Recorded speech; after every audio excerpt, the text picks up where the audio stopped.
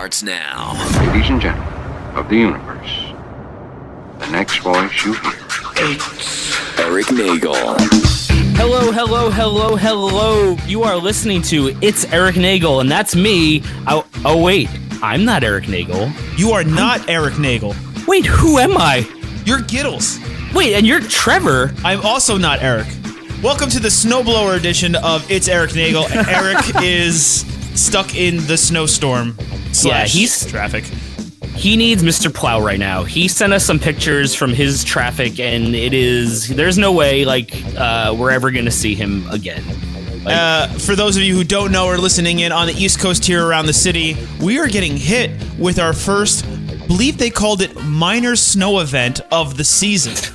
Minor snow events, yes. We all got tickets to the minor snow event, as George Carlin would say. Yeah. And it's coming down a lot harder than they said.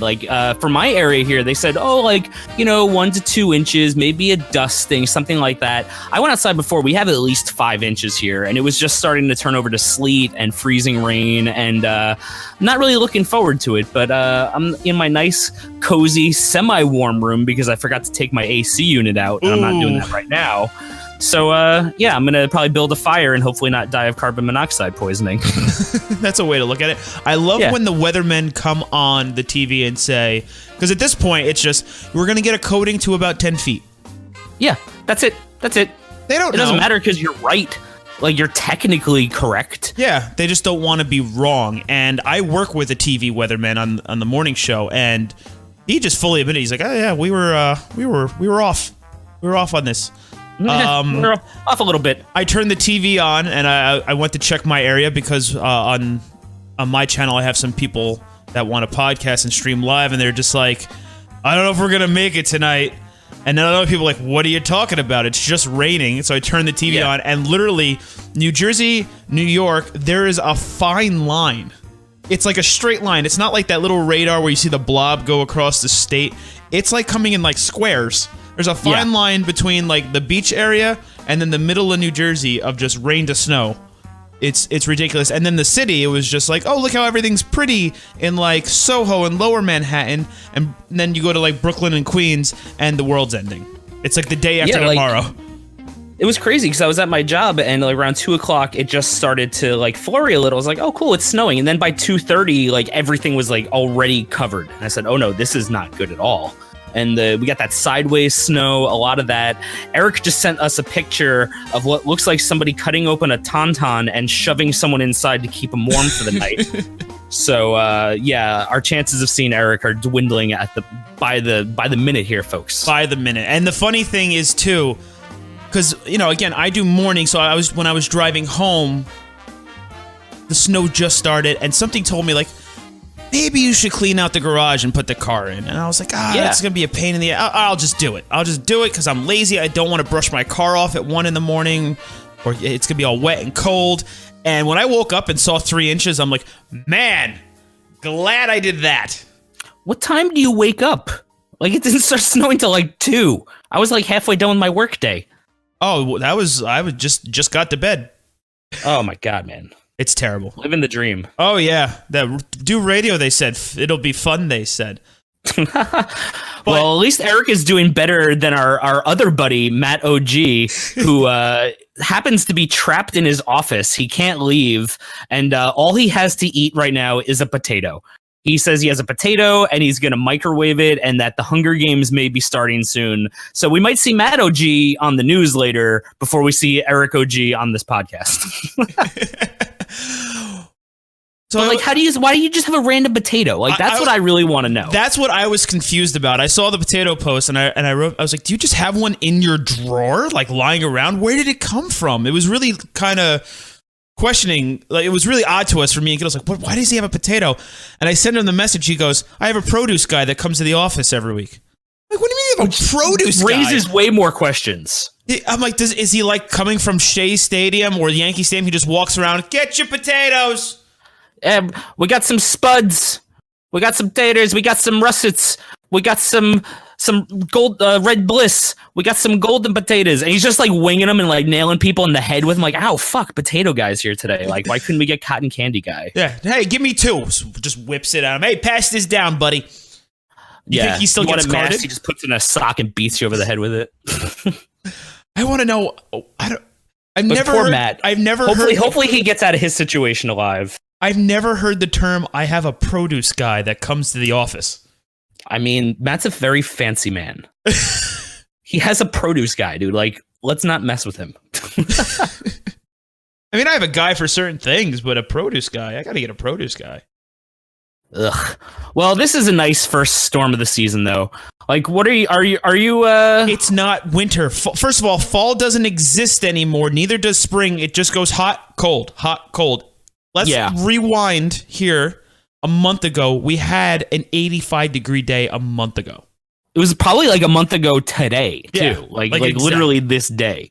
But you know what the seasons are feeling like? I went to college in Buffalo, and this is what the seasons were. It was summer and then winter. Spring and fall was literally a day. It's like, oh, look, I could put on my nice light jacket. Feels good. The leaves are falling off the tree. Next day, 40 feet of snow and, like, you know, Bigfoot everywhere. Like, it's horrible. Yeah, I went to Detroit one time to play with my band, and we landed. Everything was fine. And I'm wearing, like, the lightest jacket, and the lady at the airport was just like, did you bring anything bigger than that? I was just like, oh, no, I'm only here for like 2 days playing a show and going home. Like, yeah, it's a chance of snow tonight. I'm like, oh, well, I'll get through it. He goes, no. A chance of snow here is like 10 feet. And sure enough, we fell asleep, woke up, and there was just snow everywhere, like mounds of it. And they're just like, yeah, it's a minor snow event here. I'm like, everyone's like acting like it was completely normal. So when it probably is. When I heard minor snow event here, I'm just like, oh, so like we're going to see a flake. And instead we lost Erik. We got all of the snow. But hey, whatever. Maybe they'll cancel everything tomorrow and then we don't have to leave. Like, I can't even see out my window anymore. Yeah. Like, Jack Torrance is just sitting there frozen on my porch. Why is Jack Torrance on your porch? Shining. It took me a second. We got a lot to talk about today besides the snow and besides all the things going on. Erik, we're going to save the Stan Lee part for when he gets here, and also some movie stuff and the video game stuff going on. Some weird Fortnite news that's happening as well. Ooh, weird Fortnite news. Yeah, I don't know if you and Erik are going to understand anything that he's going to ask me because it's all sports talk. It's all sports related with the Fortnite. What do you mean? Well, Fortnite, and I guess we can dive into it now if we would like to. Fortnite put out recently these NFL skins. Uh-oh. Yeah, and people are just using them in like the worst way possible. What do you mean, like, it's just like a skin? Like, how do you use a skin in the wrong way possible? Well, here's the thing. It's all the National Football League teams. So you can be the Patriots, you can be the Giants, you can be 49ers, whatever. But what a lot of people are doing is, they're making their own, they're players. They know that number 81 is Gronkowski from the Patriots. Or, I'm sorry, I think 81 was Aaron Hernandez. And if you don't remember Aaron Hernandez, he was the star tight end, won multiple Super Bowls with the New England Patriots. And then, in the offseason, killed a guy. Oof. With his old gang, because he was, once you're in a gang for life, and they went out to a club, and I think they got into an argument or something. I don't know the whole details. I just know he killed a guy, got convicted, lost his appeal, and spending life in prison, and then hung himself. Yeah, that's a crazy story. So now people are pulling up the Patriots uniform. You can put whatever number you want on there. They're pulling up the Aaron Hernandez number, and now they're just taking pictures of them and running up to people and just killing them with handguns because that's what he did. Whoa, that's pretty great. I love the internet. Like, people are nuts. Like who I don't know, man. You could pull up. That's just funny. Like, it's kind of funny. It's kind of fucked up. Like, I don't know what to think about it anymore. And it's getting a little, it's also what people are doing, pulling up the Buffalo Bills and putting number 32 on. Do you remember who number 32 was, Giddles? Exactly. The most famous Buffalo Bill, O.J. Simpson. I was going to say. He's just going around and people, he's just meleeing. You can't get a knife. You can't get a knife in Fortnite, though. No, but they're just meleeing. All they want to do is melee. Oh, can you drop a glove? Oh no, that'd be great. Or they're going to be Michael Vick and they're putting the dog on the backpack. See, that makes perfect sense. But you can't kill the dog. No, the dog can't die. There'll be number 17 from the Giants, which is Plaxico Burress. Do you remember what Plaxico did? Yeah, didn't he? Wasn't he the guy who like shot himself? Yeah, accident? He wore sweatpants to the club and had his handgun in his pocket and shot himself in the leg. You know, the way this is going, I feel like you could just say a number and a name, and there's somebody who did something awful that they can make fun of on Fortnite. People are just they're doing their whole, like. Is there anyone putting on like Tebow's outfit and just kneeling around the board, just like fucking Tebowing? Actually, that's funny you say that. There's squads going around and just being Colin Kaepernick and going to the soccer stadium and kneeling down on the 50-yard line. And they're not moving; they're just going and kneeling. And then just waiting for people to come in there, like, and kill them. Their plan. And and the problem is a lot of people are having the reaction of take this Colin Kaepernick, and you're like, oh Jesus. Ugh, that's awful. Yeah, so there's it's not going as planned. Like they didn't think everything through. Of course, there's a bunch of people who are like, "Oh, my favorite player," and then there's also the people that are like, "I'm gonna go kill Colin Kaepernick." Oof, that's crazy. Yeah, it's you got all your trolls and everything like that as well. So that's your Fortnite update. Well, trolls ruin everything. So have you played any of the Fallout 76? I've not played it yet, but I've heard nothing but bad reviews. I am not a big Fallout fan. I'll be honest with you. My brother loved it. He played it constantly, but I never got into Fallout. I don't know why. I always more defaulted to Call of Duty back in the day, like when Fallout 3 came out in New Vegas. I was more of a Call of Duty person. But I was always really highly impressed with Fallout 3 and then Vegas, but I'm not hearing great things about this new one either. I think it's a big letdown to most people. Yeah, it seems to be just like a really bad, like half-assed game. Like the other Fallouts, there's like a story and like missions and things you have to do. And from what I've been reading online and like Twitch streams I've been watching and stuff like that, it doesn't really seem to have any kind of story. It's just like you just go, you have to like, collect things for whatever reason, stuff that you would find in the wastelands. You can like sort of craft your guns, and then you just like kill shitty AI bad guys. Like it doesn't seem that fun to me. And I was looking forward to it because the one thing I've always wanted to do while playing Fallout is to like go along the wasteland with a friend. And I think if they would have done it as not like a big online thing, but like just like a co-op, like 4-player co-op or something like that, maybe that would be better. But there just seems to be like too many bugs in it. So I don't know. Like you're supposed to be allowed to like fight other people in the game, but from what I was watching, the way to trigger that is you attack somebody, and then it doesn't really do a lot of damage because they have to accept the duel. So if they don't accept the duel, you could just keep shooting them and they won't really die. But if you accept the duel, you shoot back at the person, and then when you accept it, it actually deals damage. So if you start a duel and some other guy like says, "Okay, I'll duel you," like he has the upper hand because he's shooting you first. Like it's so stupid. I don't know. Is there improvements? Because I haven't watched any. Is there improvements on the game, or does it look just like New Vegas? No, I mean it takes place like when the bombs, like when the Fallout is just starting. So it's like more above ground. There's a ton of different monsters and creatures. It's pretty colorful for a Fallout game, like kind of like how 4 was. But yeah, I don't know. Like some of the characters that people were fighting, like the AI guys, like didn't look that good. It looked kind of glitchy. The like action fighting movements didn't look very good at all. It kind of looked like if you wanted to play this kind of game, just play Minecraft. It's already an established game. Like it has an audience. Like they know what they're doing, which I would say Fallout knows what they're doing, but it doesn't seem like they really do based on like reviews and what I've seen. Fallout, and we didn't get a chance to talk about Red Dead last week.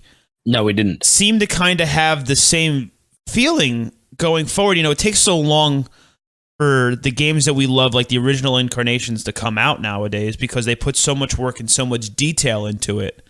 Yeah. And I appreciate that more than anyone knows because I would like games to be perfect because when the first Assassin's Creed came out, I really liked it besides the fact that it took you 20 minutes when you wanted to go from town to town because there was no like fast travel. You had to ride that freaking horse forever. And that's Red Dead right now. Well, that's the thing, like, there are so many little things to do in Red Dead Redemption 2 that, I don't know, as a video game player and for what I play video games for, personally, like, I don't care. Like, the fact that you have to stop and feed yourself and shave yourself and feed your horse. Like wash your horse. You have to like wash your horse because it'll like slow your horse down. Yeah, and you have to do it. It's not like you do it when you first start playing and then like you're good for a couple hours. You got to do it like every 20 minutes because obviously time moves faster in the game between daytime and nighttime, and I get that. But all these little micro things you have to do really interrupt the game plan for me. And I was wondering is that just me being old, like, or because I like the first game, you know, and I like the way that it was that way, and it's kind of like being old manish. Like, why did you have to ruin the way that I loved? Because obviously they're just trying to improve it, but I just think that it's more annoying than anything else. But at the same time, because they put so much work into it, I appreciate that. Where I go back to Assassin's Creed, where I feel like they rushed out, you know, the next game every year, and Ubisoft is probably one of the more glitchy companies that ever puts out video games, and I had to stop playing those games because they were so glitchy and terrible. Yeah, I think with Red Dead and like all those little like micro actions and shit you have to do, I think it just depends on what kind of games you like to play.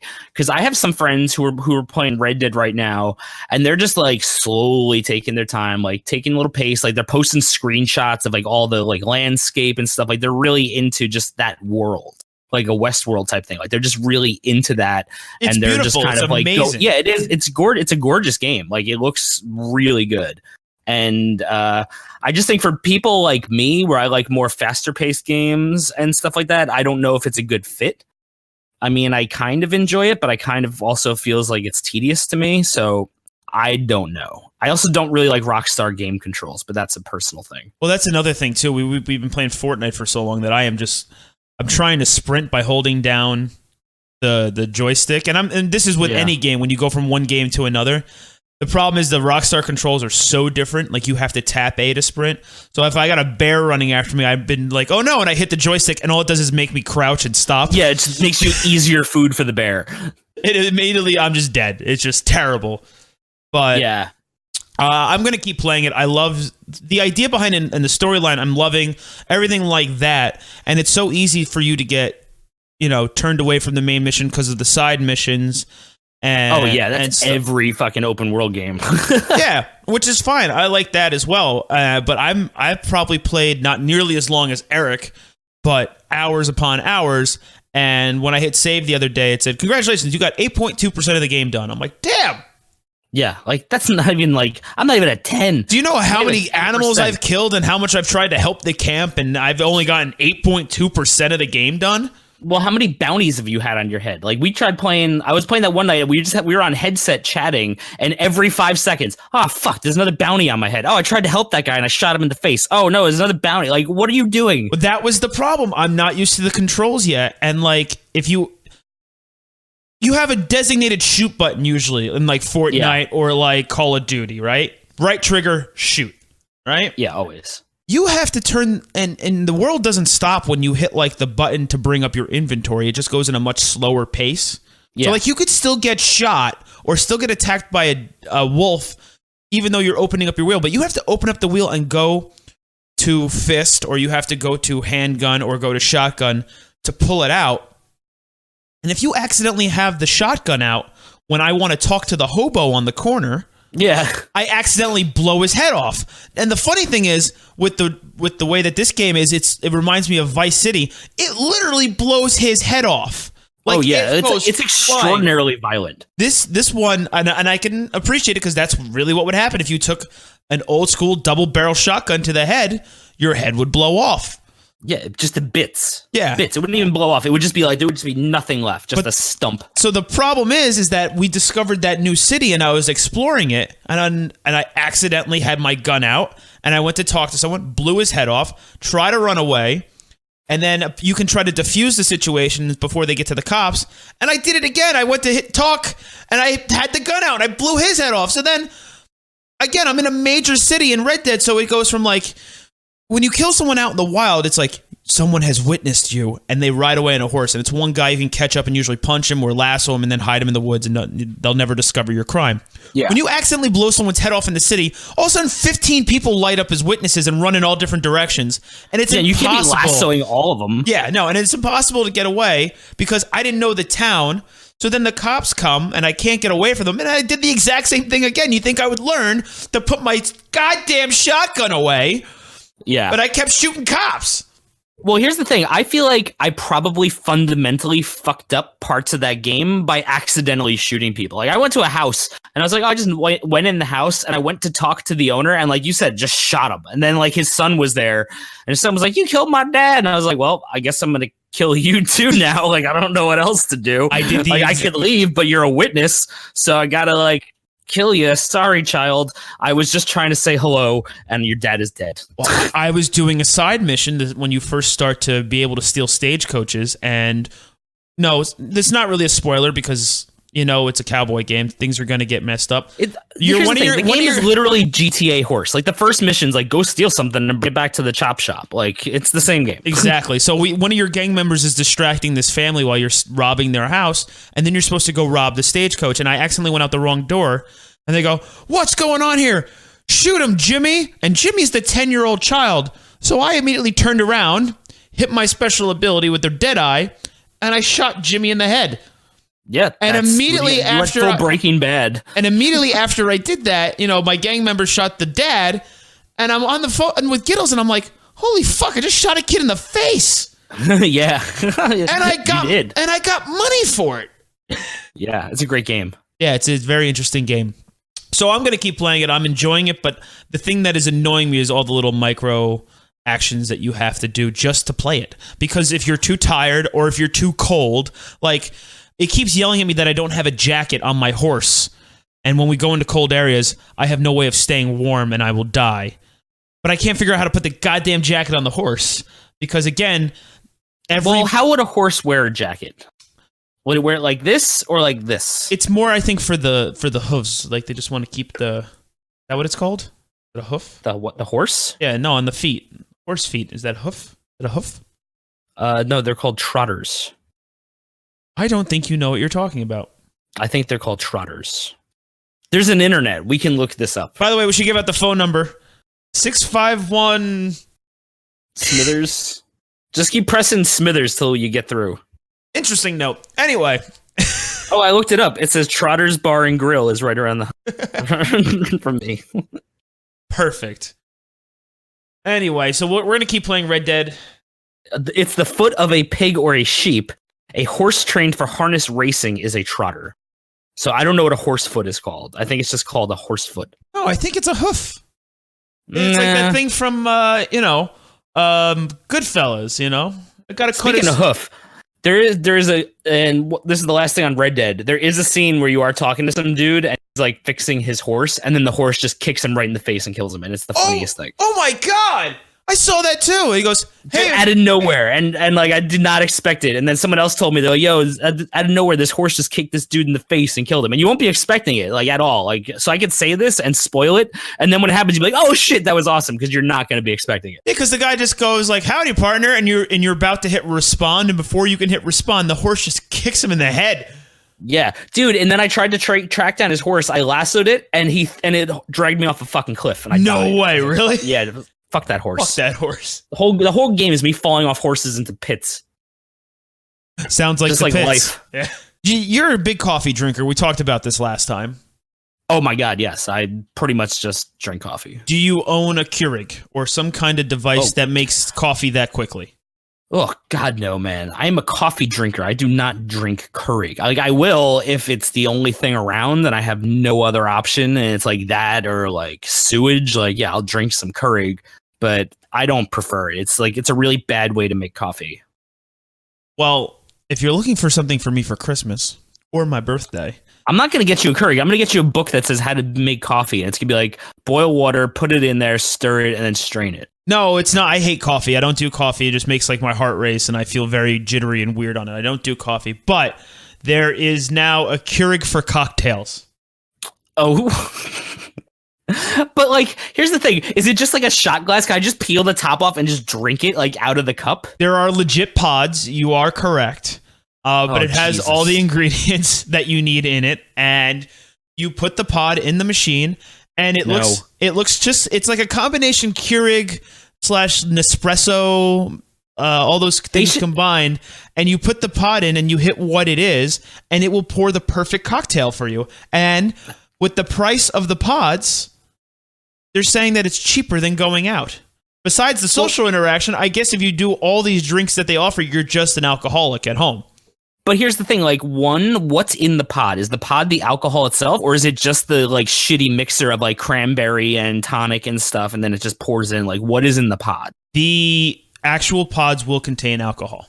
Okay. So you have to buy them at the liquor store, obviously. I'm guessing. So what it is this is a brand. But I don't understand what's the point of the Keurig. Like, so it's just you put it in there, and then you just go bloop, and then it just makes a mixed drink. Like, why can't you just mix a drink?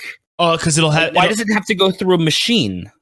It will be done in a fraction of the time of you pouring all the ingredients in yourself and say you're making a shake. So let's see, there are 20. I want to drink it now. There are 24 different kinds of pods. Are you ready? Yes, I love pod. We are going to narrow it down a little bit. You can get a beer pod, a cider pod, and then there's dozens of mixed drinks, including the old fashioned, the cosmopolitan, margarita, Moscow Mule, mojito, Moscow? I'm reading it way too fast. Moscow Mule, mojito, red sangria, white Russian, and lime vodka soda. So this thing has multiple different compartments where it will, have the carbonated water if it so calls for this in the recipe, or it will have it where it shakes it a little bit before it pours it out. This is the stupidest thing I've ever heard of. Like, how many liquids do I have to fill this machine with? And then put a pot in there, and it's like, oh, I got to fill it with the bubbly water. Oh, now I got to fill it with the sweet water. Oh, now I got to fill it with cream so I can have a white Russian, and then I got to clean that cream out so it doesn't spoil, and I get fucking botulism the next time I make a drink. Like, this is a piece of shit. What is it called? Here's the thing. It's called How much does it cost? It's called the Drinkworks Home Bar. Ugh. But everyone said it's just. I think it's in association with actual Keurig. Let's see. Drinkworks Home Bar. The pods ingredients are chosen in advance, so there's not much you can do to control the taste, aside for adding more liquor afterwards. There's been mixed reviews. Ugh. There's been mixed reviews so far in some of the recipes. It costs $300. Yes, it costs $2.99, and it's about the exact same price though of a regular Keurig. But here's the real deal: is the pods. Wow, here we go. The pods, each one is going to cost $3.99, so it is way cheaper than going to the bar. But how big are the pods? Like, how much alcohol are you getting in each thing? Like, I need to know, like, how much is in each thing. They are going to know if this is a good deal. They are going to vary from drink to drink how much alcohol is in it. So each pod is going to cost $3.99 for a cocktail, and if you're getting some kind of beer or cider, it's only going to cost $2.25 for the pod. So right, I'm on the Drinkworks website right now. I just entered my age as January 1st, 1918. So I am officially 100 years old. And they accepted that. Yeah, they were like, yeah, sure, dude, whatever. Like, you typed in a number. Like, you're not a robot. But it doesn't say anything on the site either. The site's kind of stupid. Well, it just says pre-order it. Drinkworks is not available to everyone just yet. Keurig, yeah, so it's owned by Keurig, is only rolling them out for customers 21 and over in St. Louis as part of the pilot program starting on November 19th, 2018. You could pre-order today because they're going to roll this out in spring of 2019 for everyone if it goes well. But, like, I still, like, I don't understand because I'm like, I just watched the little 15-second video of this thing, which is not an actual video. It's a little CGI animation of how it works. And they put the whole pod in there, and then they press it down, and literally it just squeezes through the machine and then into the cup. Like, what is it doing when it's in the machine?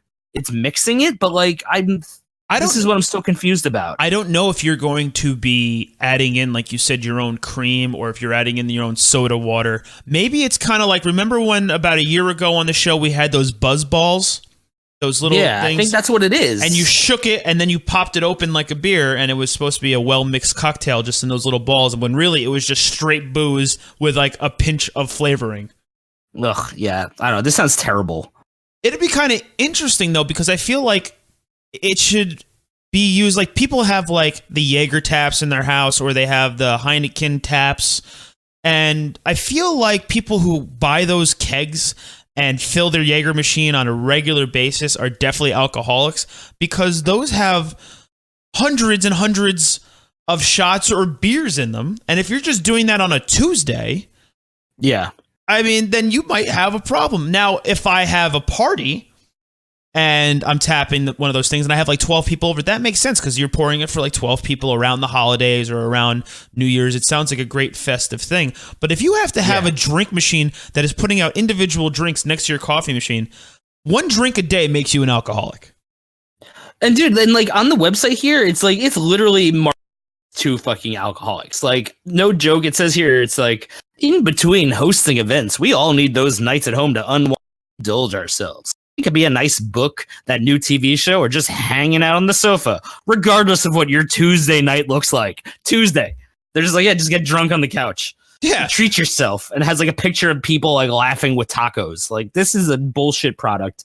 I think all it does is puts a mixed drink from a pod through a cooling thing into a cup so that you don't have to shake it. I think that's all it is. Some of the reviews... Like, remember that guy who was selling that juice press thing that he got in trouble for, and all it was juice in a bag, and the machine was just pressing it for like $500? It was a bunch of shit. He got in trouble. No, I don't remember that. This is that same kind of thing.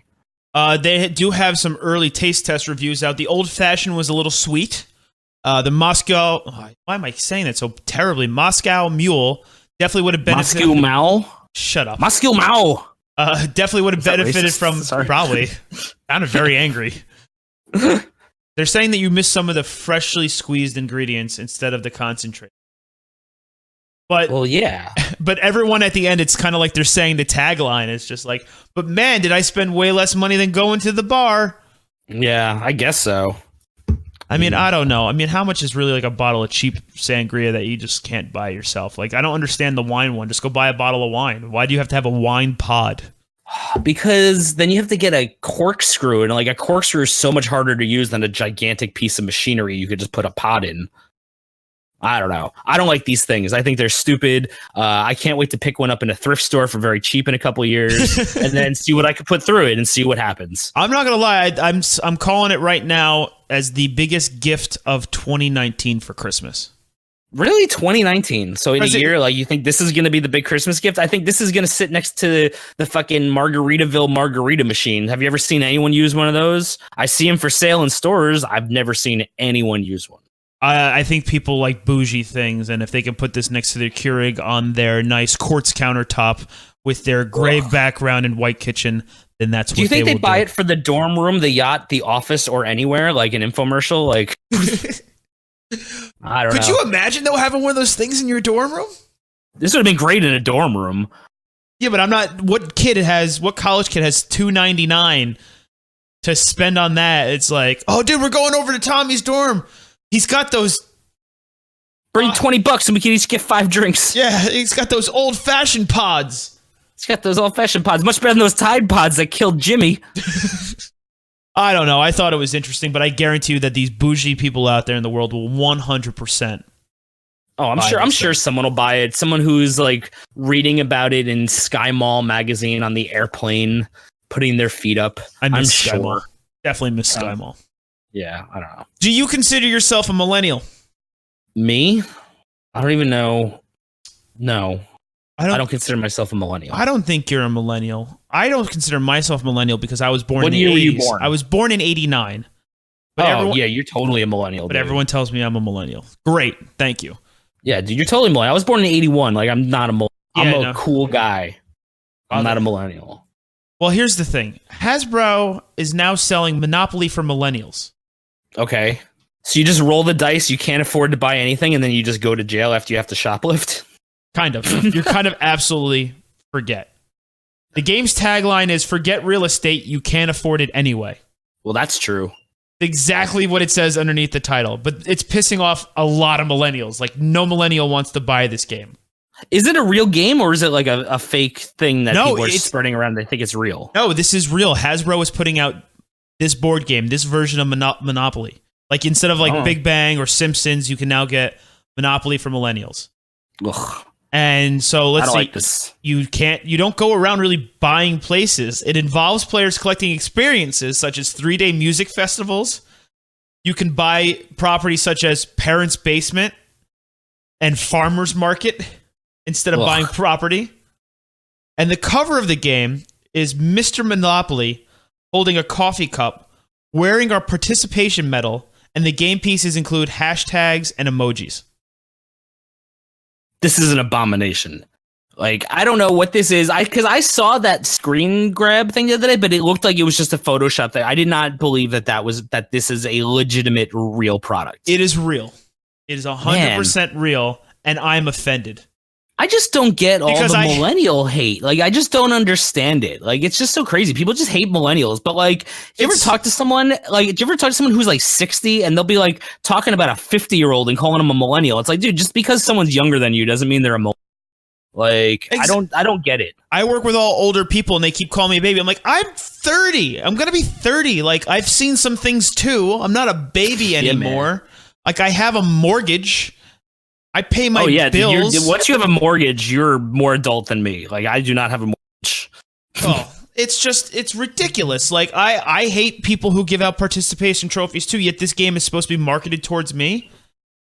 But the irony is that, like, if like most millennials are like around 30 now, and these people who are making fun of millennials are like 60. So if you go back 30 years when they were 30, they were the ones having kids and giving out those participation trophies. So they're literally just making fun of you for getting a trophy that they gave you. And not only that, but fucking Mr. Monopoly is like 110 years old. Yeah. Like, why can't I make fun of the old guy? How much does this Monopoly cost? Is it free, or do you have to like get it with an internship? I have absolutely no idea. But what also annoys me too is, they don't use money in Monopoly anymore. Yeah, they use like the debit card bullshit or like favors. Yeah, you can get like a fake debit card. Place. I wonder what the expensive one is, because it used to be Boardwalk? It was like the expensive one? It's probably one? like Lollapalooza or something. Yeah, stupid. So Hasbro. No, it's the most expensive piece. It's just like, oh, my future. Like, oh no. Something else that I wanted to talk to you about, which I thought you might find interesting, is I find things. The PC world is just going nuts. Like PC as in political correct or as in personal computer? Political correctness. Oh, okay. I hate computers. According to Colorado State University and their director of diversity there, they have produced a list of terms and phrases considered offensive in the PC culture. Among the phrases on the list, long time no see. That's just offensive because it's a stupid phrase. Long time no see is now derogatory towards Asians. Wait, what? You're just making this up. I swear to God, this is from the Colorado State University Director of Diversity, Mr. Al Solemn. He has produced this list and sent it out to the entire staff and the students there. This can't be real. And this is long time no see, which says is now derogatory to those of Asian descent. Why? They don't have a C? Because of their squinty eyes. Is that really what it means? Like, I feel like I'm learning so much on this show tonight. There's like so much I did not know about these. That's not what it means. It means, hey, I haven't seen you in a long ass time. How you doing, Giddles? That's what it means. Long time no see, bud. Like, I've used that before. I've never said it's like first time caller, long time listener. It's like the same thing. Yeah, it's the same phrase. All right. Also on the list, you guys. Oh, I've heard that, and I tell people that I refer to everyone as guys.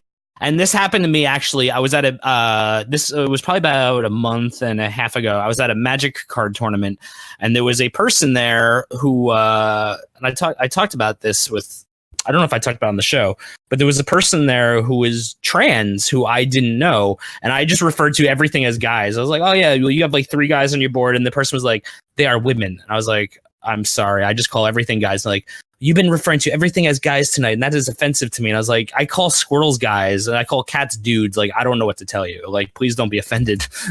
I call everyone dudes, and But like, yeah, I mean, I people like say the you guys thing, but then like I asked one of my friends, I said, well, what would you rather me say instead of you guys? Hey, ladies. And they're like, that's creepier. And I was like, all right, well, then I'm just going to keep saying you guys. And they're like, that's fine.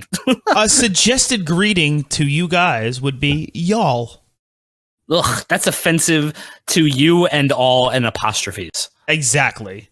Ugh. So this list is out there. They're not banned, all these phrases, but they are polite suggestion guidelines from the Director of Diversity at Colorado State University. Doesn't that guy have anything more important to do than make a list of offensive terms that are definitely not offensive? You know what he did was he's in Colorado. He probably just got high and then wrote a syllabus and like came into work the next day and had to like justify it. He was like, oh shit, these are things I've researched. These are words that are offensive. Here you go, and he just turned it in. It's like I don't know what to do. It's like Iron Butterfly when they wrote In the Garden of Vida. They were just he was just super drunk and he was trying to write down In the Garden of Eden on a pizza box, and when he woke up, that's what he read. Yeah, I mean it makes sense. One more story I wanted to get to with you. Oh yeah, let's get to it then. Talking TV news real quick. There is a reboot of a show that is just absolutely terrible. I never watched it, but I know tons of people did and millions of people did. And it's coming back. Do you remember the show Temptation Island? Well, no. Oh, wait, was that the one that was kind of like Big Brother, but they sent people to like an island and they had to like try to not fuck everyone that was there? Yeah, basically. That was actually pretty good. The original series aired for 3 seasons on Fox from 2001-2003, but it was highly controversial. So like people watch it, but like no one admitted they did. Yeah. And it's because it's a terrible name. Like Temptation Island is something you'd see on like one of those books you get before you go on a plane and you're like, I need something to read. And like, hopefully this isn't the last thing I read before it crashes. Like Temptation Island. Yeah, it's embarrassing. It was hosted by Mark L. Wahlberg. That's got to suck for that guy. He's always got to put his L now in for everything. But he also has to be super excited because he will be returning as host for the reboot because God knows he hasn't done anything else with his life. Oh God, no. He couldn't even milk off his last name. So what they do is it's a show and it's going to have 4 couples that are in committed relationships, right? And they're going to put 24 eligible singles that are insanely hot on this island, and they're going to see if the couples can resist. Ready for it? I'm waiting. Temptation. What? Dun, dun, dun. Shocked gopher. On the island. Yeah, that sounds stupid. So I think it would be really funny if there was like a couple that got on it and like really played it up. Yeah, we're going to go on this show and like it's going to be tough. And then they get on the show and they just sit there and they're like, I don't want to fuck any of these people because I love you. And then like the whole show, they're like, please get away from me, beautiful people. Like, I'm not trying to fuck you. And like, I love my wife. I love my partner. Like, that would be hilarious. They do nothing but just sit there in prayer. Yeah, they just sit there and drink tea. There's like a strip tease going on in front of them, and they're like, can you please leave? Like, I'm enjoying a nice cup of tea with my loved one. Look at the scenery out there. Isn't that sunset just beautiful? Meanwhile, and then they just throw you off the island. They just sacrifice you. People with like nipple tassels running around, and it's like a Corona commercial where they're just staring out into the sea and not looking at the massive orgy behind them. Yeah, it's like that scene in the 10 Commandments where it's like fucking big scene and all the shit's falling down, and I forgot what I'm talking about. So set your DVRs on the USA Network. January 15th, Temptation Island is back. Ugh, it sounds terrible. We're going to take a quick break. Hopefully we will find Erik, know what's going on. We will also probably try to check in with Matt OG and see if the potato made it to his desk, if he survived offset potato. And I also want to find out, I know we talked about Potato Guy, but like, is it the same guy each week? He brings a different kind of produce? No, he only brings potatoes. Every week. Whoa. Can I help you? Potato Man. Where the hell have you been? Yeah. He's just a potato guy. We'll be right back. How are you holding up? Because I'm a potato. Why don't you bring this potato? It's pretty big. Mom, you're always trying to give me potatoes. What is it with you? I just think they're neat. Your feet are really close to my potato. Your potato? You can't, own a potato, man. It's one of Mother Earth's creatures. More, it's Erik Nagel. It's Erik Nagel. Next. Attention. Shameless social media plug. It's Erik Nagel is on Twitter, Instagram, YouTube, Facebook, and reluctantly, Snapchat. So follow, like, and subscribe. Would you kindly? Hey, this is Rupert Grint. You're listening to It's Erik Nagel. Hello, welcome back to It's Erik Nagel. Yes, it is me. I have braved the storm. Many, many hours later. Trevor is here. I just picture you entering like the guy from The Hateful Eight, just kicking the door open, the wind was whipping behind you and you're just covered in snow. So I'm glad you made it. And then shooting everybody and then eating the stew by myself. That's pretty much how I picture you on a daily basis. That's not a bad way to live, my friend. Giddles had to vamoose. He had other things he had to do because we're kind of piecemealing this show together because of the big storm. That really wasn't a big storm, just the tri-state handled it very poorly. We'll get into that in just a little bit, but looking at last week's box office as we do, coming in at number 1, Dr. Seuss The Grinch, the animated one, which I'm hearing is better than the Jim Carrey one. I was not a fan of the Jim Carrey live-action Grinch one, but this one is directed and I think produced by Scott Mosier, who is a partner with Kevin Smith on all of Kevin Smith's projects and the co-host of the Smodcast podcast. He's been involved with this movie for the last couple of years. Number 2, Bohemian Rhapsody, which was the number 1 the week before. Makes sense. Number 3, Overlord. I don't know what that movie is. Number 4, Disney's The Nutcracker and the Four Realms, which I've heard good things about, especially if you're looking for a good family movie for the holidays. And number 5, A Star is Born, which, look, that thing is a blockbuster in and of itself, despite being at number 5. It's brought in over $180 million. It did pretty well for a film of that caliber. I have not gone to the movies. I have not seen anything current. I've caught up on some stuff that was on demand and being released, so that there were movies that I didn't go and see during their initial airing in the theater. The Meg is coming out on DVD this week and Blu-ray. I know it's on demand. That is on my list to watch it, but I didn't see that. I saw Skyscraper. You saw Skyscraper. The Rock. It was $3 to rent on iTunes. And you're admitting it, that you saw Skyscraper. I am admitting that I saw it. Yes. It is. It's interesting because... Is it Rampage without the monsters? No. It's very Die Hard-ish. I'll put it this way. It was interesting to watch an action movie where you expect at some point for the hero, even though they've been, a bit downtrodden throughout the film or oppressed or beaten up or whatever, to have the moment where they start fighting back and kicking ass. And that does not happen in this movie, which is really interesting. The Rock continuously gets his ass kicked throughout the whole thing. Doesn't he already have a major injury before it starts? Doesn't he have Yes, he is a... He was I want to say FBI agent that got injured during a raid into a house where he was trying to rescue a family, and the father blew up, had an explosives wrapped around his body and clicked the button, and he got too close, got injured, wound up losing his leg. So he had to do the old Lieutenant Dan, where he was pretending that he didn't, when he had pants on, it's both legs. But when he kept losing the apparatus for the knee and the leg combination, he would be hopping around. So that he's all, wearing green screen stockings with the pants flapping in the back there the way it was cut and hopping around on one leg. I like how that's a term, the old Lieutenant Dan. That's my term now. Because that's what it was. Gary Sinise was the guy that kind of really perfected the use of that technology to show if they weren't using actors that had those disabilities, if someone had to portray that, that was really where they came into their own with how to remove limbs and how to act like you don't have those limbs despite having your legs and your arms to magic legs. Yeah, to really pull off the performance to demonstrate, what it's like to not have that.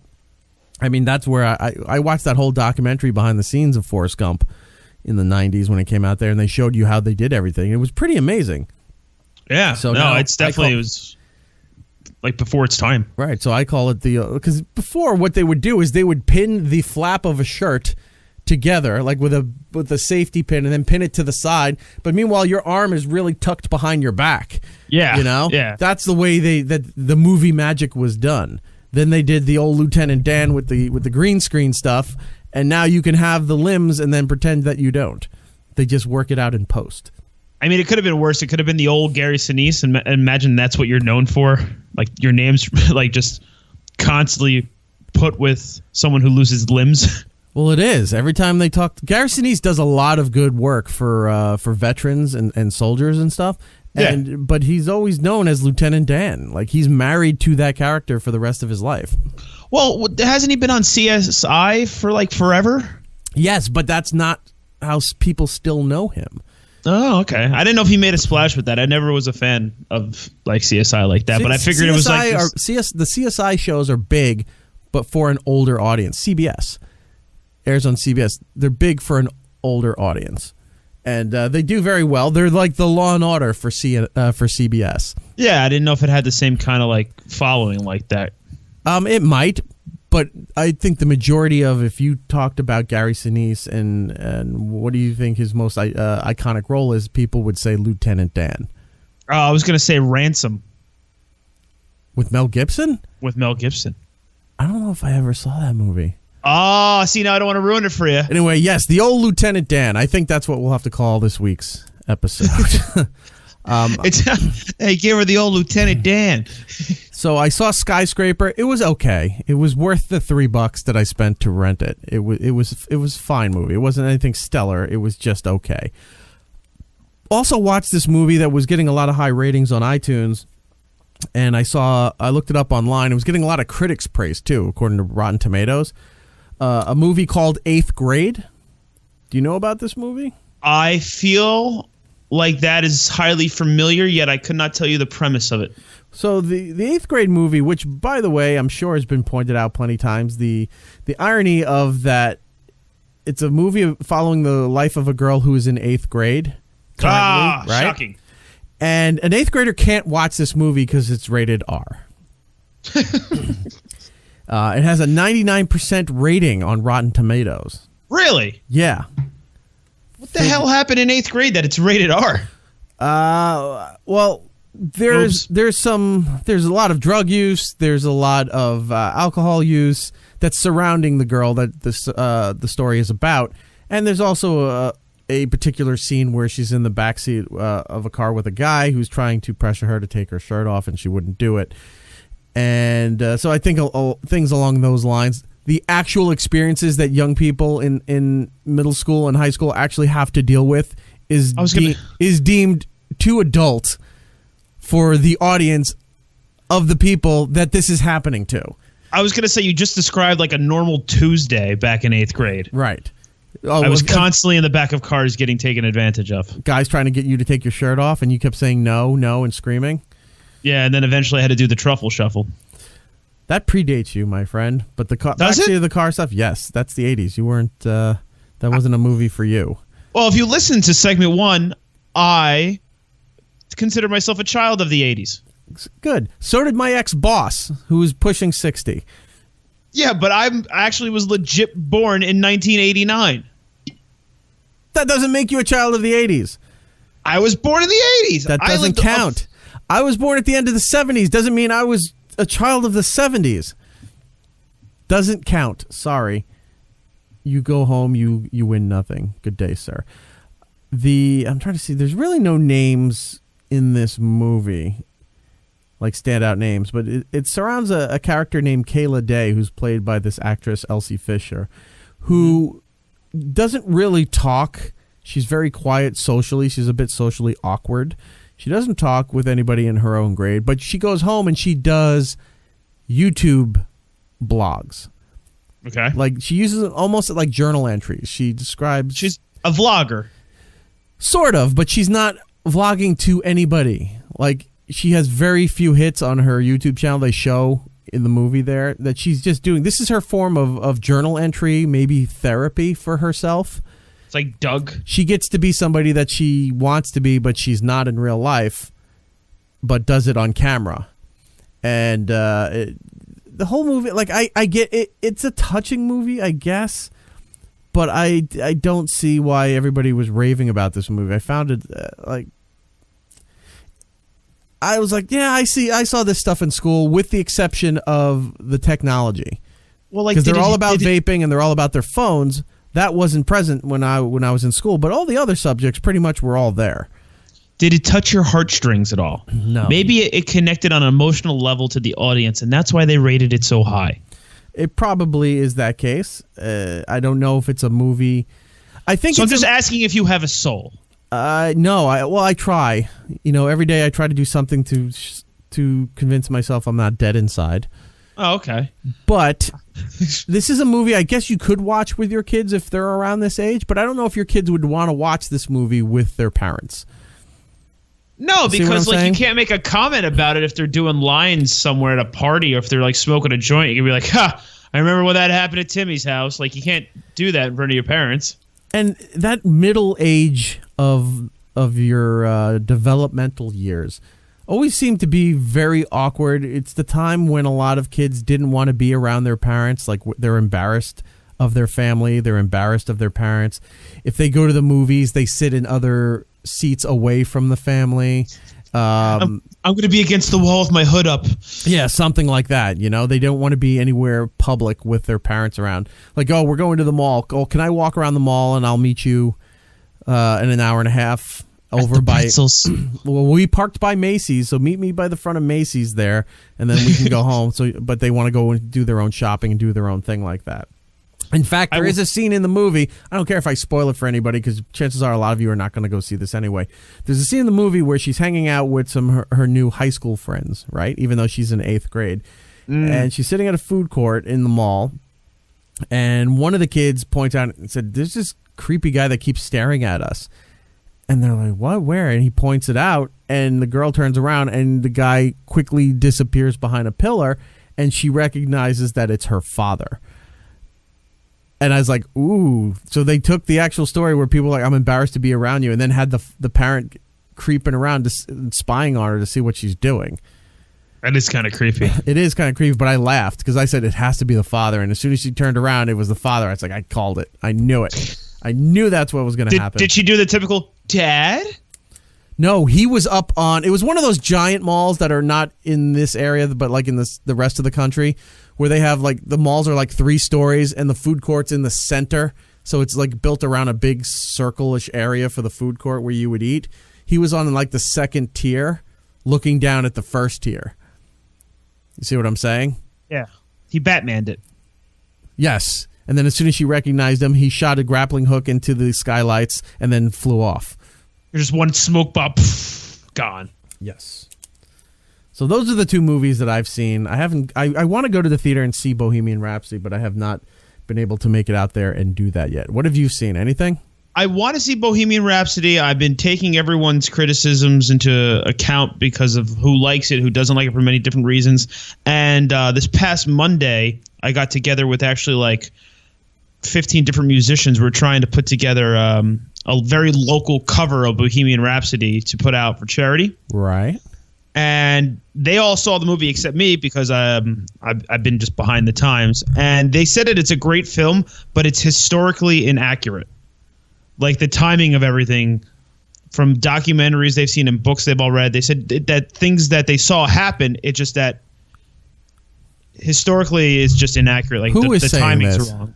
Like we were with drummers and singers, all these different bands. Like there was about 20, like one member from 20 different bands getting together to record this song.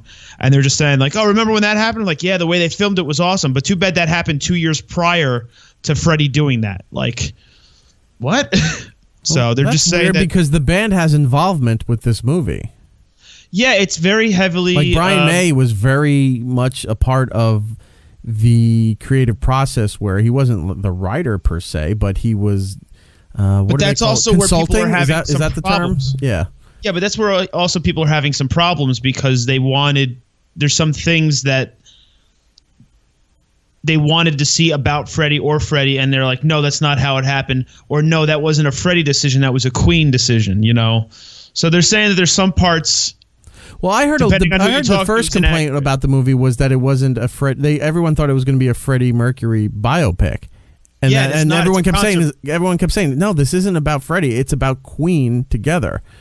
It's not even that. It's a concert movie. It's basically one step away from a Jonas Brothers movie, from what I understand, because it's all about Queen's music more than Brian May or Freddie Mercury. The reason why Sacha Baron Cohen quit is because when he signed on to it and when he interviewed or auditioned rather, he thought this movie was going to be a Freddie biopic, and that's what the type of movie he wanted to put out. So every time he had an idea or he wanted to dive deeper into something in the script, it's like, no, we're not going to do that. No. It's and it was like, oh well, didn't Freddie do this? Like, no, Freddie did do that. That was a Queen decision. Like, so there was a lot of back and forth there, and that's ultimately why he got fired, or he was forced to quit. I don't even remember which one it was. I think he was fired. So, as much as Brian May and everyone was involved, people are now starting to question, did they release things a certain way to make the rest of the band look just as genius as him, or like not that far behind him? So you're trying to say like, no, the band was all right. Because here's the thing: a lot of Brian May is a great guitar player and has a lot of great ideas, right? But everyone's saying that the genius behind Queen was Freddie Mercury. A lot of what happens with really big rock bands is that they focus more on the singer of the band being the leader of the band rather than the rest of the band involvement. That's why for decades there's always been a joke that, oh, he only plays bass in the band. Like the bass player is the most useless person in the band. So like look at Aerosmith. It's all everybody views Steven Tyler. Even though for most cases Steven Tyler and Joe Perry are the ones writing the songs, everyone focuses on Steven Tyler.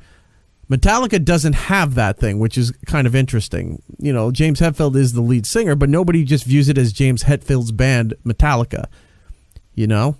They get away with it. Queen, it's Lars's band. Yeah, Queen. It was always everybody thought it was Freddie Mercury's band. Because they would say Freddie Mercury and Queen, not just Queen. Fact. So this happens to bands when they get to a certain stature. The lead singer or the most vocal or the most personality-driven representation of the band is what becomes the ideology of the band. Like if it wasn't for this, who cares about the rest of the band? If it wasn't for this one person, there would be no band. Especially when they're not alive to defend themselves. So they'll definitely go forward in trying to put that out. So you're saying that it's being viewed as Brian May's revisionist history kind of thing to make the band look more important than they really were? That's what I'm getting from some musicians that are huge Queen fans, and because a lot of the people that we're recording the song with and that we're getting together to do this project for were huge Queen fans, and it meant something to them on a musical level. So like they already knew everything about Queen, and then they saw the movie and how it was shot and how the story was told. They're impressed with, but they're saying that there's some inaccuracies. Now there's some people who I know who know nothing about Queen and nothing about the music, and they think it's one of the best films of the year. Right. So it all depends, I think, on what kind of place you're coming from. If you're a huge Queen fan and know a lot of background, you might get annoyed at some point, at some parts of this. Okay. It's 62% on the meter for Rotten Tomatoes. The critics is more than half positive, but the audience score is 93%.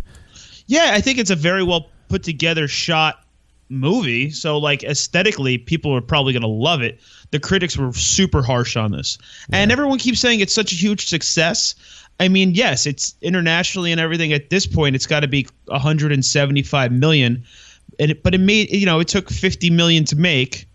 So yeah, it's a success, but it's definitely probably not the biggest blockbuster of this fall season. Okay, here's something that adds to what you were saying. So the consensus, the medium, if you will, of the critics' responses has been boiled down to Bohemian Rhapsody hits a handful of high notes.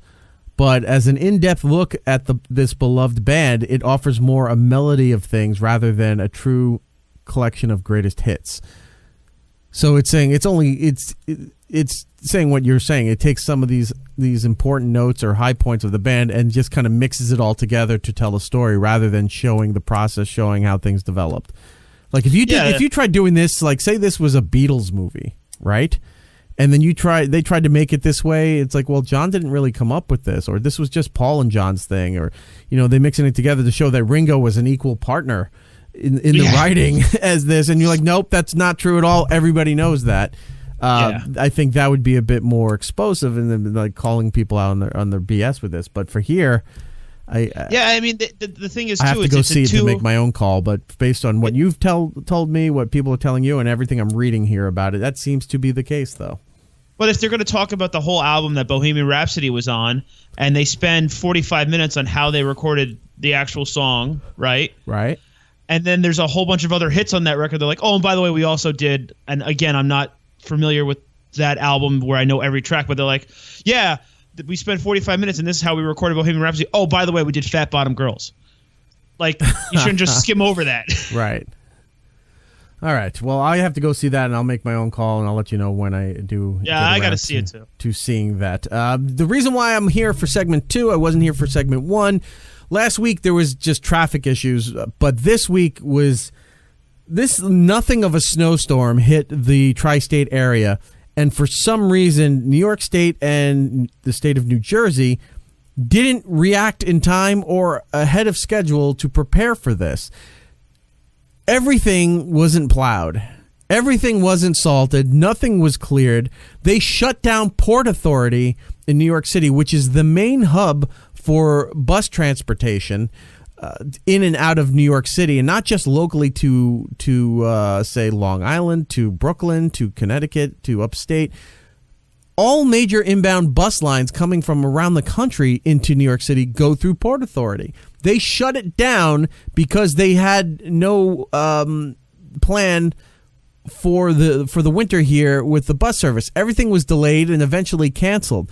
Port Authority, for the first time, was filled to capacity, to fire code, packed wall to wall. They had to shut down 2 floors of Port Authority and escort people off those floors. They had armed personnel closing off escalators and pretty much cattle herding people down to the first floor and even out the building.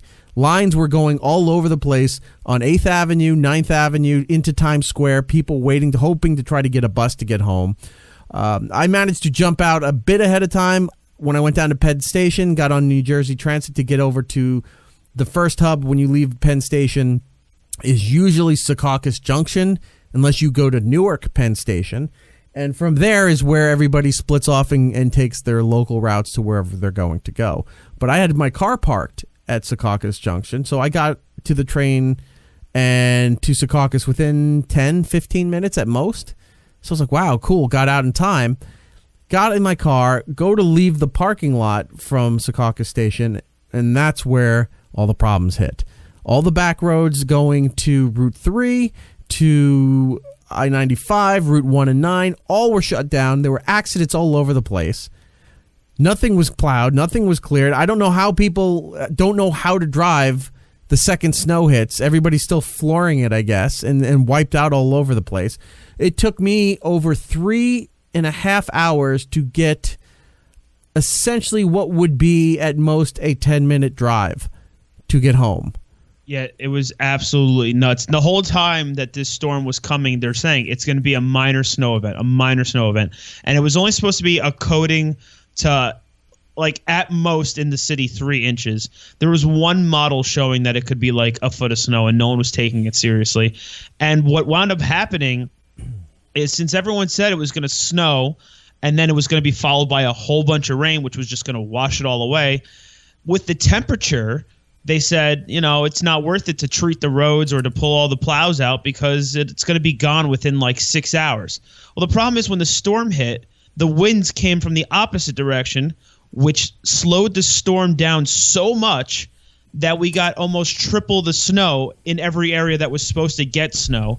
And then because the wind was blowing so hard, it kept the temperature lower.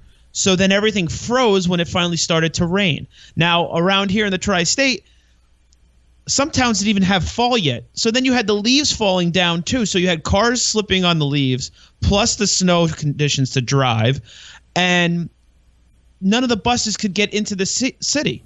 So it's not like they weren't getting out; they couldn't get into Port Authority. It's not just the buses though. The bridges were. There was a huge major accident on the George Washington Bridge. The upper level, which screwed everything up. The tunnels from the Jersey side, the Brooklyn side, the Long Island side, all were backed up, couldn't get in. People were sitting in the tunnels for hours on end. And it became a point where it went from, just a commuting disaster to almost an emergency. Well, it did not almost. It became a severe emergency situation because after waiting online for so long with these cars and buses, whatever, people were starting to run out of gas. Yeah, people were running out of gas, and then problems. Something on the FDR, which was really huge, was there was 3 major like Greyhound buses that ran out of gas and were disabled, and they had to abandon the buses on the FDR. Yeah. So people then they had were to start leaving taking their people cars. off. Yeah, they had to take people off the FDR through the on-ramp the opposite way. There was not enough police officers on duty because they didn't want to pay anyone overtime. There was not enough people in plows. And now this morning, the next day, because so many people had to work overtime because new people couldn't take over. Right. Half of New Jersey Transit trains were just canceled. They weren't even suspended. They were just canceled because now there's a new rule. They have to have a mandatory 10-hour rest period. So there was not enough conductors and there was not enough people to drive the buses. So there's a lot of things that were suspended just because of lack of personnel this morning. So commuting back into the city was terrible. And we talked about it in segment 1. Matt OG was all over Facebook saying that he couldn't even get out of his building at where he works, so he was sleeping on the floor, and that happened to a lot of people. Yeah, where Matt works and the location that it's located in was an area that was, look, usually that area is very well patrolled. It's an area that has not only state and local police, but also has national security in those areas. And that area wasn't cleared. The state of New Jersey, the state of New York, the state of Connecticut did not, when any kind of storm is coming, they always declare a state of emergency. Now, that seems like they're overdoing it and going crazy, but what that does is that it opens up funds and resources and utilities, not just from a state and local level, but also the federal level, that gives them the authority to do certain things that normally they couldn't do because they are in a state of emergency. And that usually means this. If you're in, we're just talking about the tri-state area, but for the rest of the country that are areas that have snow, look, this was nothing. There's other states in this country that are just laughing at how bad this area handled everything. But if you're looking at like Wisconsin, Michigan, Montana, Minnesota, areas where that snow is just a way of life 9 months out of the year for these people, the emergency services have all those trucks that are zooming past you and shooting salt in every direction, which you hate, which you are annoying, but because they ruin your car and they ruin the roads, but you're glad they do it because when the snow comes down, the ice comes down, the roads don't get that bad, right? There was none of this foresight here. Nothing. There was no advanced preparation. You saw no trucks. You saw no salting. You saw no plows just sitting off on the sides of the major exits, waiting for the word to start going and doing what they have to do. Nothing was handled. Nothing was done, and it was the fault of all 3 states. And here's what they're blaming it on. So while we're sitting, everybody's sitting in their cars, I'm sure, like me, I was toggling between the local news stations on the radio. And they all were saying that there were 4 national weather system predictions that did not predict this. All 4 of them. The governor of New Jersey said, unfortunately for us, all 4 of these systems got everything wrong.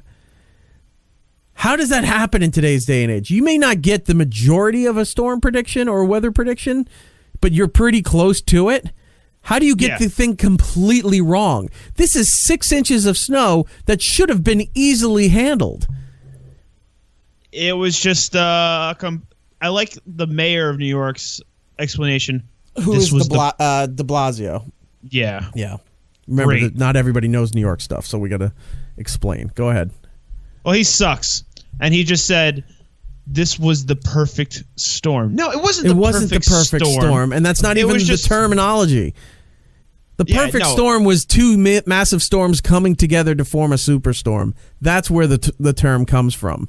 Yeah, no, you just were underprepared, didn't want to pay people, and you got caught with your pants down. Yeah, nobody, because the weather predictions weren't this precise. All the major weather prediction services that the country uses they use to verify going National into Weather Service, all that, yeah, all of it to verify going into a state of emergency and redirect resources and funding, saying, oh, this is no big deal. So nobody acted on it. And this is what happens because for the longest time, everyone's like, in today's day and age, you're never going to have those days where you're going to have massive pileups and traffic stuff. Everyone can get in and out pretty easily. They've got it down to a science now. It's no big deal. Here's what happens when you don't have that plan in place. The whole tri-state area shut down. I have a photo that I think Giddle sent us. I'm going to put it up on our show Instagram, showing at one point the tri-state area around New York City, New Jersey, Poughkeepsie, Westchester, Connecticut, all that stuff in there going to Long Island. Google Maps. Every traffic outlet was blocked solid red. And that means traffic delay, traffic jam, stop of movement. Every vein of the road system around this area was a solid red. There was nowhere you could go. It's kind of like that map in Resident Evil, like when the virus started to spread, and you just see the way it starts to infect America. That's how it looked like. It just like the red lines were just infecting the whole entire tri-state area. Right. And it's if you looked at the newspaper today, or if you listen to the mayor's office or the governor's office, or you watch TV, they're all blaming each other. Well, the weather people didn't tell us it was going to be that bad. Yes, this is all Al Roker's fault. Everyone blame Al Roker for this. That's exactly what they did. They blamed all the weather people, and they were just like, we told you that the bridges were going to be like this. And you know what? We in New Jersey, they have a new governor.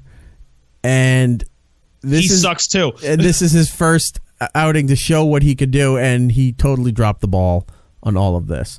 And none of that's political statement. They clearly just suck for not a political statement at all. Not nothing to do with policies, whatever. He just, as to execute that office, they totally shit the bed on it. And this is a poor representation of the government of New Jersey, of New York City, of New York State, and the state of Connecticut. Everyone just kind of is like, oh, I had no idea. We're past those times where you like, look, the animals are getting a little restless there. I think a snowstorm's coming. You know, we're not playing Red Dead for real life anymore. You'll know when a snowstorm's coming, and you should be ready for it. There's no excuse in this day and age. Yeah, man, I don't know. It's just there's no such thing as spring and fall anymore. The storm that was coming up really hit heavy with parts of the South and the Midwest as it was swinging around. It was swinging down and then coming up towards us. They got a lot of snow and in these areas that are not usually used to getting snow, like in the Carolinas, and they handled it way better than an area that was, that deals with snow 6 months out of the year.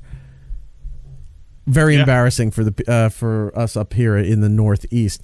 Now we go to the other side of the country, and all they have is fire. It's the complete opposite.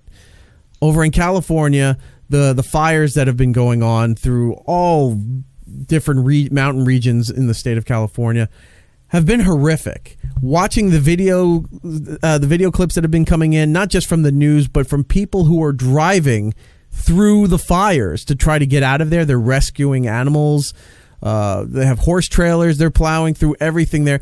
And then when they showed one area where people had to abandon their cars because the fires were moving so fast and they had to try to make a run for it. Like, this is stuff out of a movie that, that's over exaggerated. This shouldn't be happening in real life, and yet here we are. Yeah, I mean, there's. Did you see that one video? I think it was called Paradise. There's an area called Paradise in California where they're just going slowly through it, and it looks like napalm hit it. Yeah, it snuck up on a lot of people. It just moved way too quickly for people to be warned and have ample amount of time to leave. And people don't treat sometimes the fire like an earthquake or a tornado. Tornado is probably a better thing. They don't just get in the car. No, they had tornadoes. There's fire tornadoes out there. There's videos of it. They didn't treat it like that. They were just like, oh, let's see if the fire stops. They're like, oh, the fires are coming, but let's see if they slow down. They didn't slow down. They sped up, and there was not enough time for you to get out. Like, people did not leave on the first warnings. And I get it. You don't want to leave your possessions. You don't want to leave your house because you still don't know what it is, and you don't know what's going to happen. And that's the problem. But it just happened so fast. And it was weird because it was two separate areas of California. There was the north one, which was the campfire fires, and then I forgot what the southern part was called.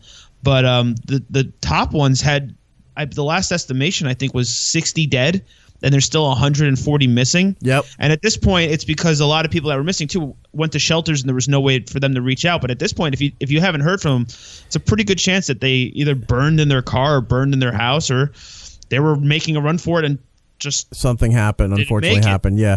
You're exactly right. In the first week when they were getting to all of that, a lot of the cell towers were down. So there wasn't the communication as freely as it normally would.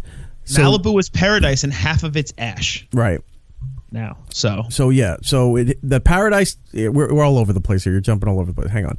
So the Paradise was the first area that we really started to see photos and videos from, and they were driving through slowly. Again, like I said, napalm hit it because the way that the news was driving through there was like when you see the scenes of the armored vehicles, the United States Army going through these villages that were just devastated, very slowly looking to see who was alive. You see everything smoldering. The trees are still smoking. The cars that are all burnt out are still smoking. Whatever rubble is left from an establishment or a house is still smoldering. And it's just very quiet. It's very black and brown. And it looks like if you were dead. Like, I imagine that's the silence with the horrific nature of the environment there is like if you died, that's probably what purgatory is going to look like. Then you cut down to Malibu, where it's coming over the mountainside, and you're seeing a line of red and orange in the hills while people are still sitting at their houses videotaping it with their phone like the fires are over there. And you just see this red line coming, almost like if you saw Star Trek Generations, the Nexus was this orange line that was coming through the universe there that they were trying to avoid. You just see this red and orange line coming down the mountain, slowly coming to your area. Like, that's terrifying. It was almost like Terminator 2, when they're playing on the playground and like they see the bomb go off, but then it's just like that wall of fire coming at you. Yep. That's kind of what it was like. It was almost like a real life version of that. And Malibu is where a lot of very rich people live and a lot of celebrities live. And you were seeing videos from Will Smith and his family. Like, Will would go up the hillside there to look, and like, there's the fire over there. We haven't been told to evacuate yet, but we're going to keep updating. Joe Rogan had to cancel a bunch of stuff because he had to evacuate his family. Gerard Butler lost his house. Lost his house. Miley Cyrus and Liam Hemsworth were living together. They're engaged, and they had to leave their house, and everything they had there is gone. Alyssa Milano lost part of hers, I think. At one point, she was asking anybody that had horse transport, because apparently she has like 5 horses, and she was seeking assistance if anyone had trailers available so you could get the livestock off her property. And this is what was a bit humbling to see. James Woods, actor James Woods. If you know him a piece of candy. Yes, if you know him from his acting roles, great. If you know him from Family Guy, that's where a lot of young people may know him from. James Woods has been notoriously a curmudgeon, especially online, right? He leans very conservative with his views. But at this time, he was reaching out to help out Alyssa Milano, who has been very public about being very liberal. And you saw her in the behind Kavanaugh at his hearing. Yeah, with the boobs out. Yeah, she was just, she's been very involved in the last couple of years, especially since Trump has been put in office, and been very vocal that she's, very liberal and opposes Trump and what have you. And James Woods is the other way, but you saw people, at least in Hollywood, them coming together online because he was trying to find anybody that could help assist her and other people. And without the play of politics coming in to ruin things, people were actually coming together to try to help things. And I'll give you this. Be human to each other? They were being human. And I saw the fan base for James Woods when they're replying. They're like, what the hell are you doing? Why are you helping her? And, an asshole saying, good, let her burn, or like horrific shit that a lot of these scumbags that troll social media were posting to him, saying, it's like, oh, now all of a sudden you're a best friend. And it's like he's trying to help out another person in the time of a national crisis going on. Yeah, I mean, I hate a lot of people, but I don't want to see them burned to death. Exactly.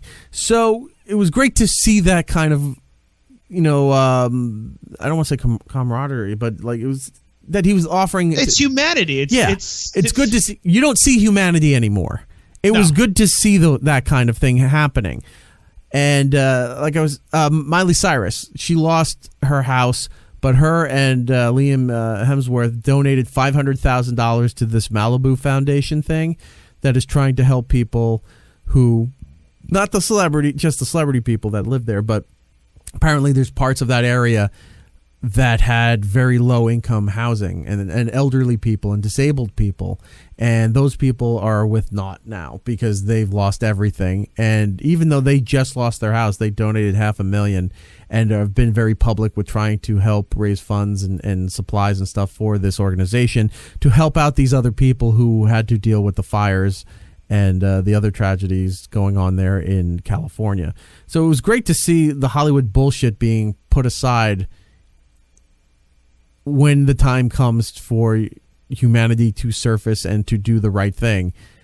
It still gives you hope. Yeah, I know it'll go back to being bullshit, in a few weeks anyway, but it still gives you hope that it can happen still, and I think, us as people need to try to strive to do more things like that. Or they can just go the Kim Kardashian Kanye way. Which is what? They hired a bunch of private firefighters, and they went and they dug a moat around their house and some of their property. Right.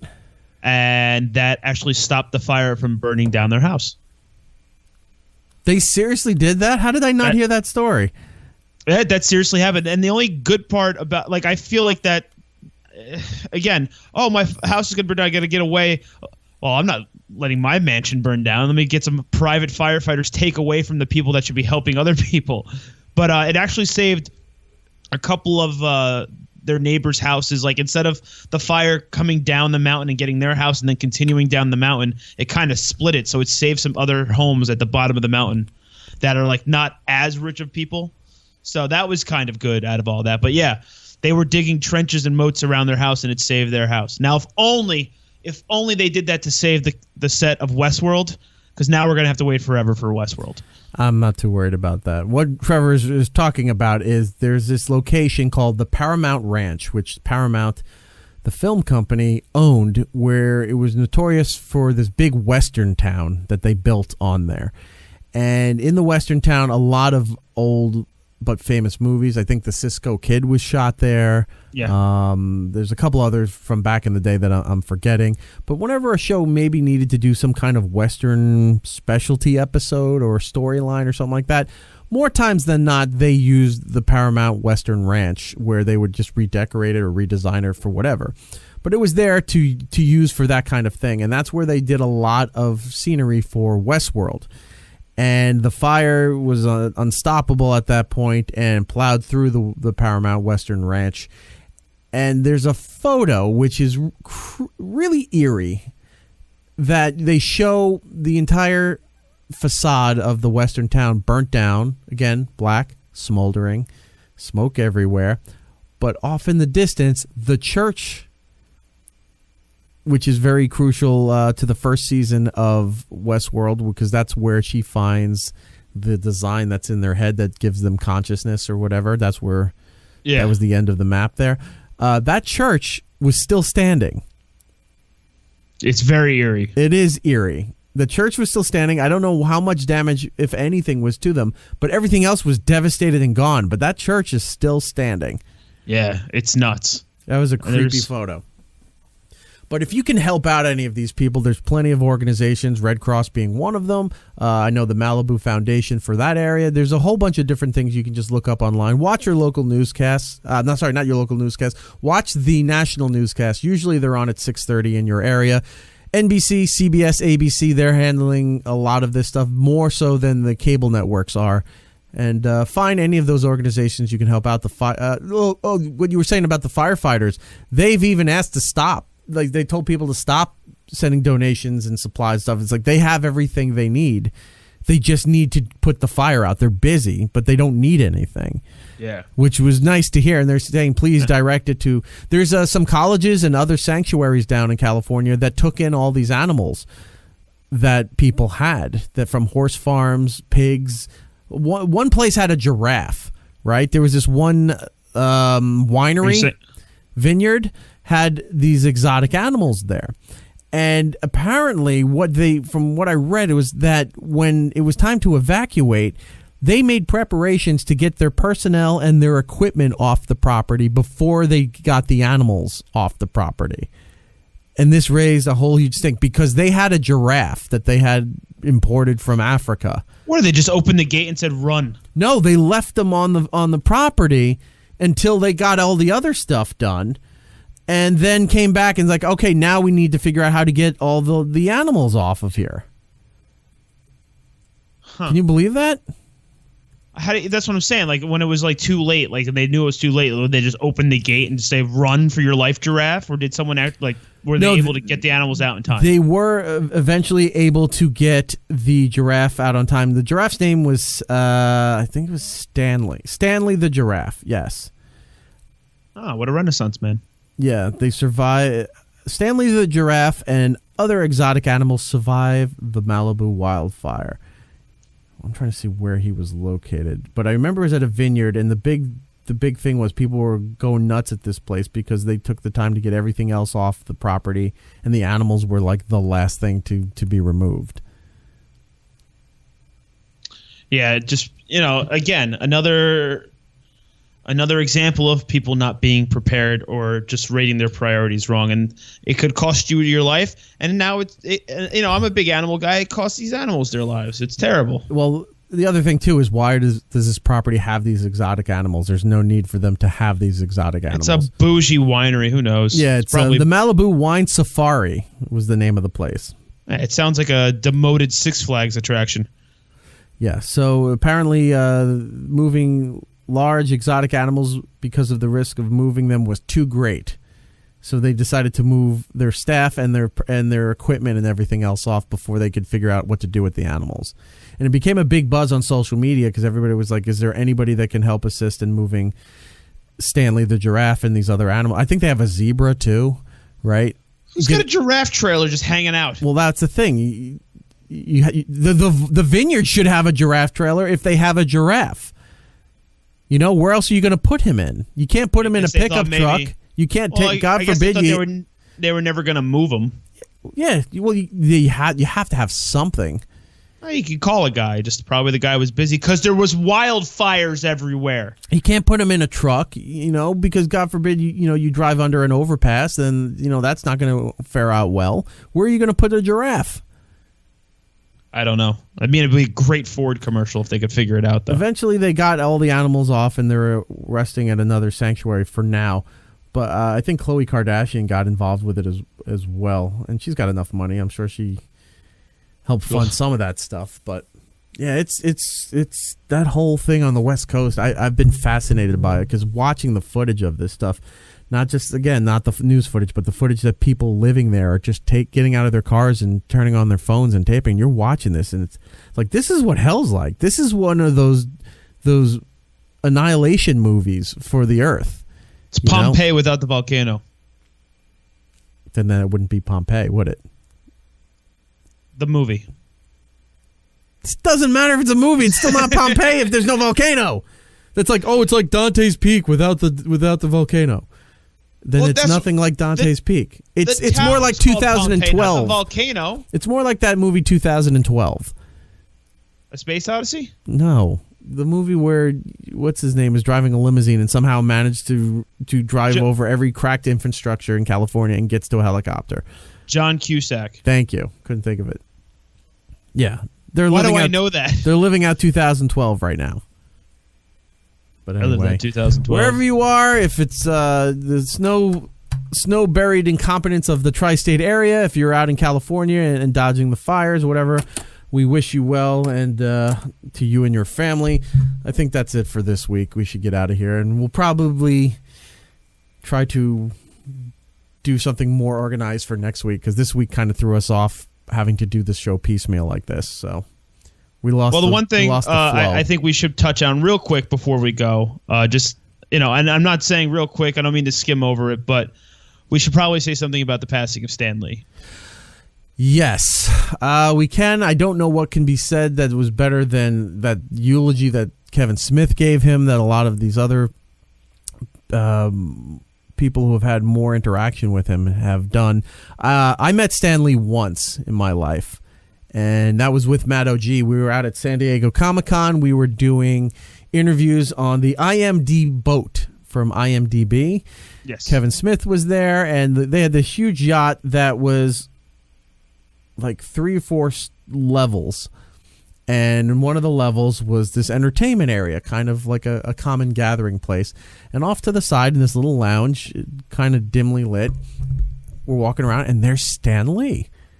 And we were just talking with Adam Savage from Mythbusters. We were talking with Kevin Smith, and there's Stan Lee. I was like, oh, I got to meet Stan Lee. I've never met him. See, I couldn't get a photo with him, which was disappointing, but at least I wanted to go and shake the guy's hand, you know? Oh, absolutely. So we got a chance to go and do that. We walked over there, and there he was. We talked to somebody that was, I guess, handling him. I said, no photos, no interviews. We just want to shake the guy's hand, say thank you for everything, and they were cool with that. We went over and said hi. Very nice guy. He stood up, shook our hands, and he said it was nice to meet us, and that was pretty much my interaction with Stan Lee, and I'm just glad I got a chance to meet the guy. I wish I had a picture. I really did, but under those circumstances, you know, I understood.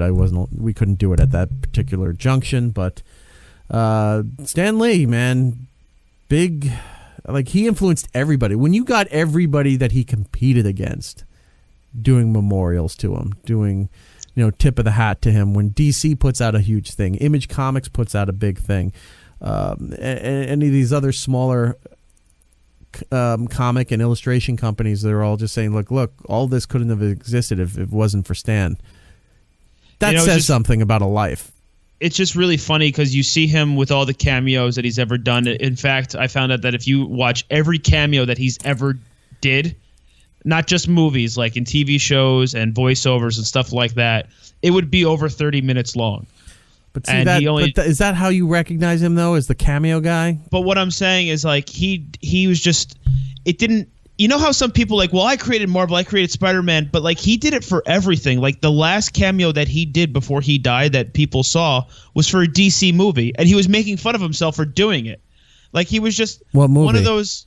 He was in over the summer they had Teen Titans Go. Remember that? Oh, the animated movie, yeah. And they ran into Stan Lee, and he's like, yes, it's time for a Stan Lee cameo. And Robin goes, it's a DC movie. He goes, a DC movie? And then he just walks away. And then halfway through the film later, Stan just jumps on a cart that they're all trying to run away. They're like, Stan, you're back. They're like, I don't care. I don't care if this is DC or not. I got to do a cameo. I love cameo. And it was just really funny. And he kind of made fun of himself, and he didn't care which property it was. He wasn't big on himself from what I can see throughout his career. He just liked to bring joy to people through his comics and his ideas. And he used to not tell people that he used to write comic books. When people asked him what he did, he would say a writer. If they poked him, he would say children's books. And only after he really got poked a lot at the beginning would he say it was comics, because he didn't want to be, some people didn't take him seriously then as a writer. Right. But he loved what he did. He gave it, he got to the point in his life where he did it one more time and it worked out for him. And he always did something that he loved. And like you said, at the end where the other properties paid him respect, he never talked bad about other properties. And I think just overall, but whether also, it was a comic or a Kevin Smith movie, he did everything with all his ability and just a kind gentleman. He was a big humanitarian, because if it wasn't for the civil rights movements that were going on in the 60s, there'd be no X-Men. Like, that's where he got the concept of doing it in mutant form, where it was something that all of humanity could come together over and then be against that, rather than the fragmented human society that we all are, and dealing with all that stuff. It's like, well, what if we had one specific genre of person that everybody in the world could be against, and then you can see how ridiculous this is. And the X-Men made a lot of strives for equality and civil rights, and then it translated into his other comics too, where they started opening up and allowing gay characters, openly gay characters, lesbian characters, having black characters be the leader of a story rather than a sidekick or a part of an ensemble, having women be a leader. Even though I know Wonder Woman was an earlier example before Marvel, but that's all there was Wonder Woman. Marvel and Stan Lee opened it up to where you had the Avengers, you had the X-Men, you had all these prominent female characters, strong lead female characters. Like, he opened the doors way before society was ready to be comfortable with it and accept it as being part of humanity. He was writing it and having it put into stories to show, like, kind of like a blueprint to lead the way, saying, look, this is what we can become if you just do this. or if you open up to this and see that it's really not that bad. And it took a while to get to most of it, but at least we're there for some of it now. And at the age of 95, like, he still continued to do that because he was working on two things when he passed. He just actually filmed his cameo for the next Avengers movie, so we will see one more final cameo from him. And the other thing he was working on was with his daughter, JC, was working on a new comic book, a new superhero man called Dirt Man. Because his daughter wanted to do a superhero that wasn't about steel or super, extraordinary, over-the-top powers and real flashy. And that's all we know so far is that this one's called Dirt Man, and it's like kind of, we don't know exactly how it's pitched yet, but it's supposed to be, kind of almost like a normal person with some kind of something obviously special about them to make them have their own comic. So he was always still developing and still trying to push those social boundaries, but at the same time, entertaining and making a fantasy world for people that people could relate to. Right. So, like everybody else says, and I'm sure will be on his the plaque or tombstone for his final resting place, his big thing, his big line was Excelsior, which was supposed to be go forth, lead, develop, study. Like, it was a lot of positivity, like to not be afraid of the unknown, to go forward and to develop things and be the best that you can be, and make if you can do that, then you can make everybody else around you better. So Excelsior to you, Stan Lee. Enough said. And with that, let's do the plugs. Trevor, what do you have?